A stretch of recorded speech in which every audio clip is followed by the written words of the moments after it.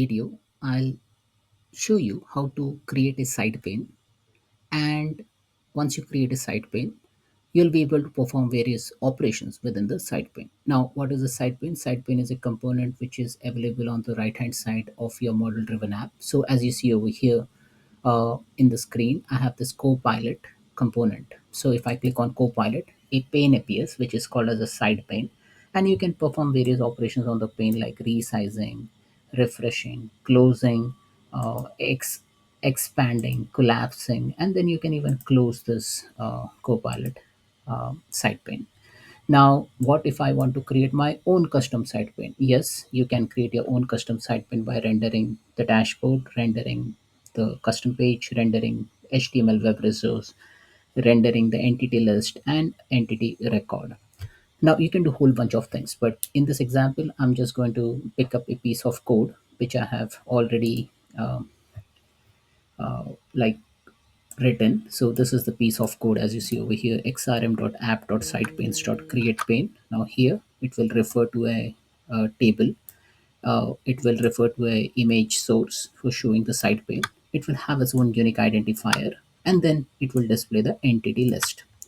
Now let me copy this code, and here I will make use of developer tools, and within the developer tools, let me show you by expanding over here. Let me not show the error. Let me clear this out. And now here, as you see, once I press enter, you will see that a new side pane is created.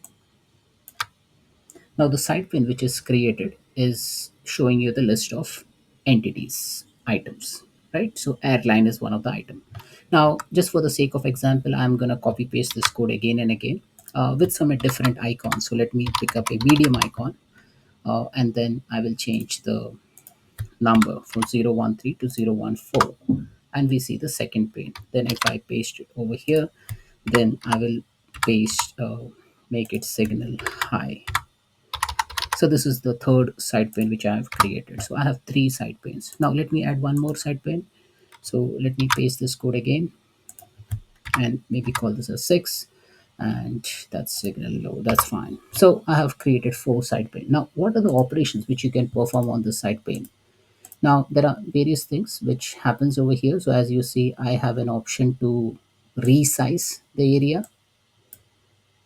I have an option to collapse, expand, and then I can even close this particular side pane, right? So let's see it in action one by one. So let me take this code part over here. Now, if I want to say just work on the side panes and perform some operations, now the operation is getting the context of the side pane. So if I go into this particular side pane, I need to know what side pane it is. Now for that, let's go to developer tool again, and here I will just write in a piece of code, so a variable where the last pane, so or the current pane, okay, equal to xrm dot app dot side panes dot get selected pane. Now as you see over here, it has given me this intelligence because I've already executed this piece of code. So where last pane is xrm dot app dot side panes dot get selected pane. Now once I get the context of it, I am in the context of this pane. Okay, and then I can perform various operation. Now let's see what all things gets extracted by this object. So console.table last pane. So I'm gonna check and see what all properties it exhibits. So as you see, it has given me this nice table.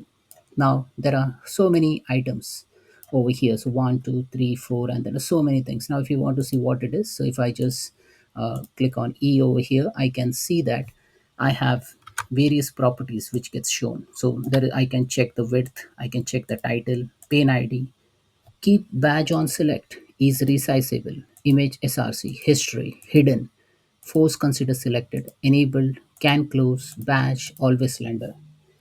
So all these items can be extracted from the badge. So let's look into each and every items what was created over there. We'll pick up some of the items. So let's start with uh, putting a badge around, say this one.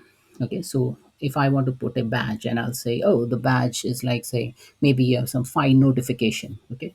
So for that, what do you do? Xrm.App.sidePanes.getSelectedPane. Now get selected pane will give you the current pane which is selected. So get selected pane, and then I will say put a badge number as say 34. Okay. So what will happen once I execute this code is 34 number will appear over here. So let me press enter, and 34 number appears over here. Now if I go into the context of this particular side pane, I will copy the same code, and this time I'll just keep 3, and you see the 3 notification. Now if I click over here, I will just select the badge, and this time I'll just put 2. Now this is how you can put badges. So as you see over here, this indicates that these are the badges. Now the moment I click on this particular side pane, the badges disappear. So that means it is like as good as an Outlook. When you click on an email, the email is marked as red, right? And this is how you can configure the badges. Now let's go into the developer tool again, and let's go into the other part. Now if you see this side pane, now this side pane is already opened, right? Now what if I want to close the side pane? So I can just type in a code xrm.app.sidepanes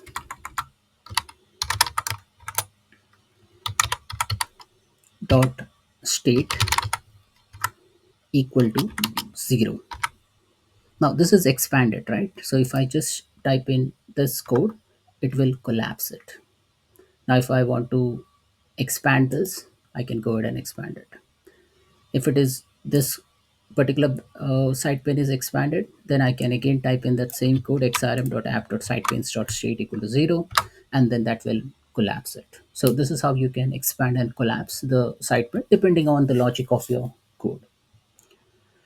All right, so if I go into the site pane, let's see, the site pane takes up this width, right? So this is the width of the site pane. Now, what if I want to control the width? So yes, what you can do, I'll just make use of a variable. So I'll just call it as where last pane equal to xrm.app.sidepanes.getSelectedPane. So first we need to get the context of the selected pane.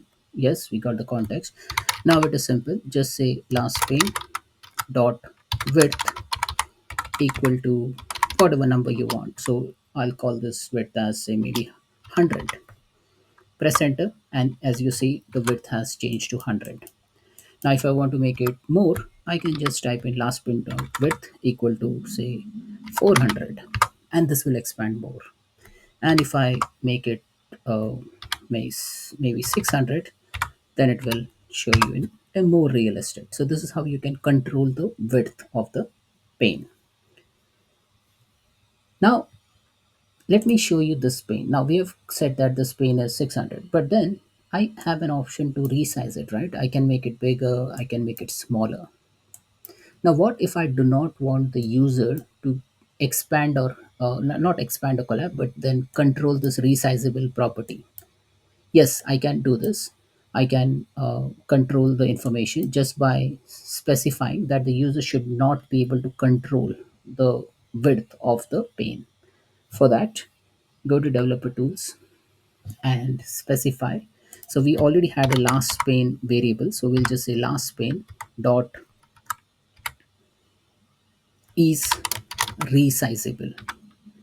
Last print dot is resizable is equal to false. So if I specify that property, so first before I even specify that, let me open the pane, say this pane. Okay, so let me put this pane over here. So this is this pane. So let me resize it now and show it to you in action. So this is, you see this line, that this is the line through which you can resize it, right? So I'm just resizing just by dragging and dropping, right? Now here, if I just say resize, last print of resize ever equal to false, this will disappear. And now I cannot resize the pane. So if you want to see an expanded view, this is how the pane will look like. So there is no resizing option. You have to live with whatever is provided within the user interface. So this is how you can perform a resizable operation. And other part I have already covered. How do we close the pane? You just use the function close. So if you want to say close this pane, if I close this pane, then this particular pane will disappear. Or if I do not provide user to close this pane, but through the code, if I want that closure of pane to happen, so I can just say last pane dot close, and we run this function, and this particular the last pane will close. Now the last pane is not defined, so first we need to define the last pane. Now let's say last pane is Xrm.App.sidePanes.getSelectedPane, and we just say last pane dot close, and then that pane will close, and then you will be navigated to the other pane. Now again, you just take that same context where last pane equal to Xrm.App.sidePanes.getSelectedPane, and say last pane dot close, and then that will close the another pane which you see over here. And like this you can go ahead and close all the other pane. So that's it, folks. This is how you basically add a batch, collapse and expand the side pane, get the context of the selected pane, control the width of the selected pane, configure the resizable property of the selected pane. So that's it, folks. Thanks for watching.